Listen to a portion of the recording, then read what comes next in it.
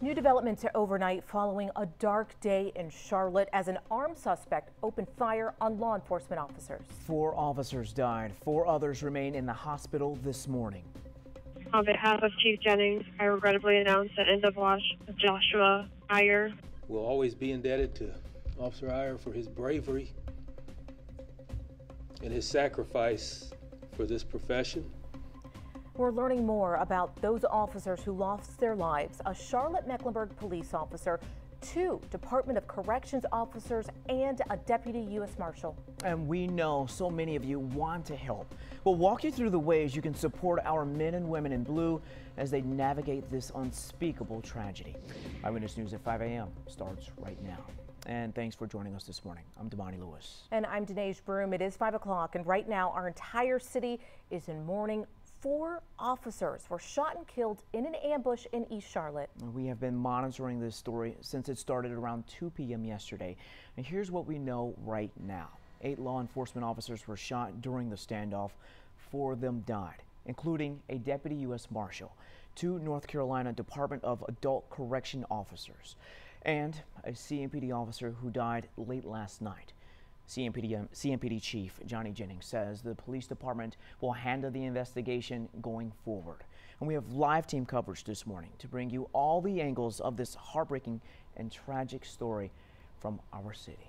We will hear from neighbors about the scene unfolding in their backyards, the heroic acts from our police force, and the U.S. Marshal investigation that started it all. This morning we begin with Channel 9's Evan Donovan, who is live outside CMPD headquarters to walk us through this timeline.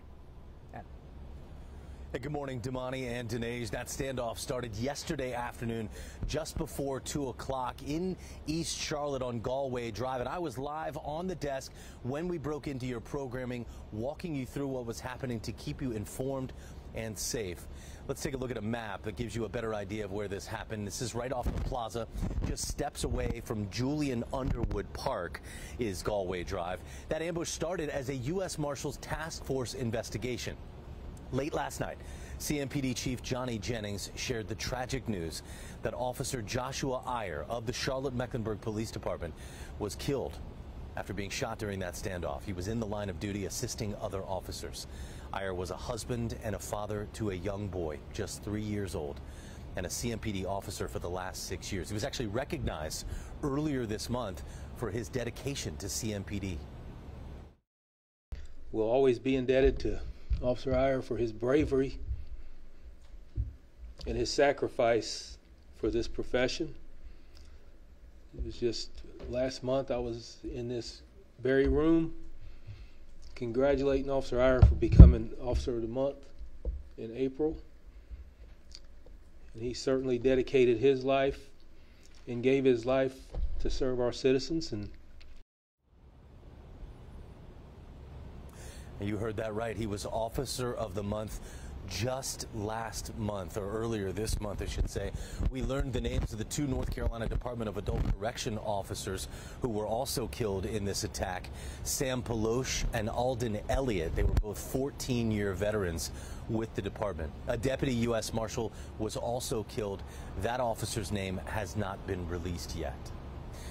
We are working to learn more about the U.S. Marshals investigation and what actually led to this first round of gunfire. Let's bring in Channel 9's Eli Brand to continue our live team coverage. He is live actually near that home in East Charlotte.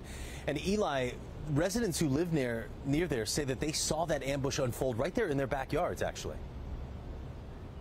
Evan, we spoke to multiple neighbors. They lived, they heard, and they saw one of the most horrifying and horrible days we've had here in our city in recent memory. Just a few blocks, actually one street over that way, over my left shoulder, is where this incident happened, where shots rang out, killing now 4 law enforcement officers. We spoke to some neighbors that had officers going through their home, through their backyard, trying to get a vantage point on that shooter that they knew were shooting at them and that had already injured their brothers and sisters in blue. In some of the video they sent us, you could hear some of those shots ring out.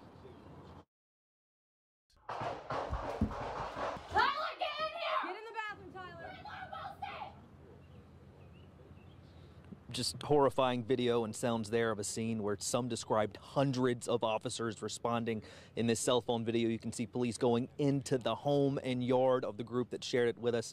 They even say police used one of their bedrooms to set up a sniper to keep an eye on the house where the shooting took place. Another neighbor shared this video with us of the scenes outside as police moved in to stop the shooter and try and save the lives of the injured officers. That neighbor said the scene was clearly a serious one and ended in a way no one could imagine.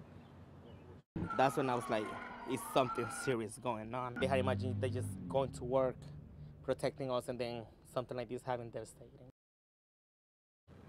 Over my left shoulder here, you can see this one police car, another actually driving up. This is all we can see, as close as we can get, but just over my shoulder, that investigation is continuing as police try to continue to piece together exactly what happened here in this tragedy. We're working to get more information, but for now, reporting live, Eli Brand, Channel 9 Eyewitness News. Yeah, Eli, still so much that we don't know about exactly what happened here. And I had a chance to speak to those neighbors that we heard from right there in your story. It was harrowing what they went through. Eli, thank you. That incident spanned several hours yesterday afternoon. The ambush shutting down highways, forcing many people who live nearby to stay inside. And during it all, only Chopper 9 Sky Zoom was overhead, giving a live look at what was happening. Now, we didn't show you a lot of that live look because we didn't want to give up officers' positions, but we had our eyes on it for hours yesterday afternoon. Channel 9's Amelia White continues our live team coverage now. She is walking us through the timeline before and after those shots were fired. Amelia? Evan, this visual timeline of what I'm going to walk you through this morning shows the bravery of so many officers. Some video we chose not to broadcast live. It was important to us not to disclose the position of officers on the scene. From Chopper 9, we could see dozens of officers and federal agents run into this home, knowing many of their men in blue were gunned down. CMPD tells us a U.S. Marshal Task Force was serving a warrant when people inside of the home opened fire. 8 law enforcement officers were hit. Around 2 p.m., you could see an armed truck in the front yard and officers on the side of the house. Minutes later, more SWAT officers arrived, lining up here, taking cover behind a neighboring house. You can see them moving carefully toward the gunfire. Then this moment showing the rush to get an officer who'd been shot to medics stationed down the road. Seconds later, it's speeding back to the shooting scene to get another law enforcement officer. And here is a closer look at the home. You can see the severity of the situation. Dozens of bullet holes lining the outside of this back window. In 30 minutes, how officers got to those suspects inside. I'm reporting live in studio this morning. Amelia White, Channel 9 Eyewitness News. Amelia, certainly a harrowing few hours yesterday afternoon, and watching those developments live was really something in the newsroom. Thank you for that breakdown. And that timeline, folks, gives you some idea, obviously, of what happened this yesterday afternoon. But the investigation really is still in its early phases. Investigators identified the suspect who died as Terry Clark Hughes Jr. He was wanted for possession of a firearm by a felon and felony fleeing to elude out of Lincoln County. Now, today, we will be working to learn more about his criminal history. But of course, our focus right now is on those 4 heroes, the ones who were killed yesterday just doing their jobs. I'll be here live at CMPD headquarters throughout this morning, bringing you the very latest from our team coverage. Damani Dinesh, for now, we'll send it back to you. And of course, our thoughts and prayers continue to go out to all the men and women in blue this morning. We will definitely be thinking about you. Evan, thank you so much. And this is new video we got overnight of a procession for fallen CMPD officer Joshua Iyer. Iyer's body was escorted from the hospital to the medical examiner's office. Charlotte Fire closed roads so law enforcement could pay their respects. And this video gives you an idea of the toll this kind of violence can take on fellow law enforcement officers. You can see officers and first responders gathered there, possibly debriefing and certainly mourning after hours on that scene. More video showed another group in what appeared to be a prayer circle.